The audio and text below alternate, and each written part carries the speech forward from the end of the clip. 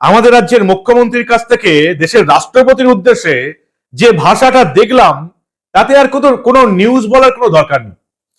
কারণ এর পরেও যদি এই বাংলার বাসিন্দাদের, বাংলার ভোটারদের যদি চৈতন্য না হয়, বাংলার ভোটাররা, বাংলার মানুষরা যদি বুঝতে না পারে কোন অযোগ্য, অপদার্থ, নিকৃষ্ট মানের একজন রাজনৈতিক দল এবং রাজনৈতিক নেত্রীকে এই রাজ্যের ক্ষমতায় বসিয়ে রেখেছি, তাহলে আমার আর নতুন করে বলার কিছু নেই। কোন নিউজেই আর কোনো বাংলার মানুষের ঘুম ভাঙানো যাবে না।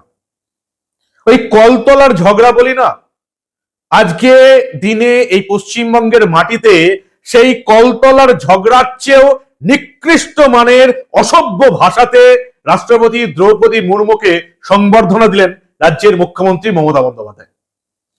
আমি আজ অব্দি এই 25 বছর মিডিয়া লাইনে আছি, আজ অব্দি কোন রাজ্যের মুখ্যমন্ত্রীকে এতটা অসভ্য, নির্লজ্জ, নিকৃষ্ট মানের ভাষায় দেশের রাষ্ট্রপতি সম্পর্কে কিছু বলতে কখনো দেখিনি বা শুনিনি।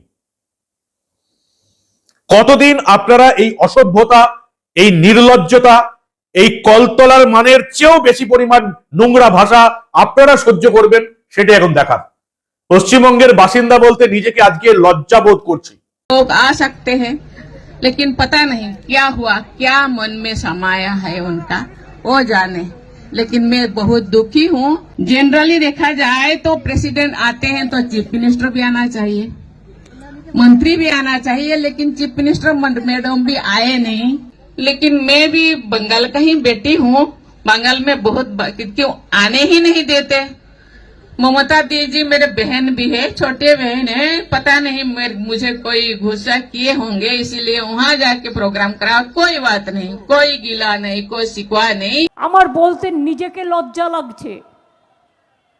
মাননীয় রাষ্ট্রপতি, তাকে আমরা সম্মান করি, তাকে দিয়েও পলিটিক্স বেচতে পাঠানো হয়েছে, বিজেপির এজেন্ডা বেচতে পাঠানো হয়েছে। But you are tapped by the BJP.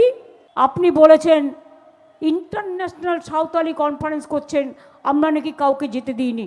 এটা তো স্টেট গভর্নমেন্ট পার্টি ছিল না, স্টেট গভর্নমেন্ট তো জানেই না। হ্যাঁ, আপনি কবে আসবেন, কবে যাবেন, সেটা ইনফরমেশান আমরা পাই, সেই মতো আমরা চেষ্টা করি। কিন্তু রেগুলার যদি কোনো দিন নিয়ে আসছেন, কোনো দিন এ, কোনো দিন বি, কোনো দিন সি, কোনো দিন ডি, কোনো দিন ই, আমাদের কি কাজকর্ম নেই নাকি? সারাক্ষণ আপনাদের পেছনে পেছনে লেজুর হয়ে ঘুরে বেড়াতে হবে নাকি লাটাই নিয়ে ঘুরতে হবে ঘুড়ি ওড়ানোর জন্য? ঘুড়ি তো ওরা বিশ্বকর্মা পুজোর সময়, বছরে একবার আসুন না, আপনাকে গিয়ে রিসিভ করব। বছরে যদি আপনি 50 বার আসেন তো আমার টাইম কি আছে এত?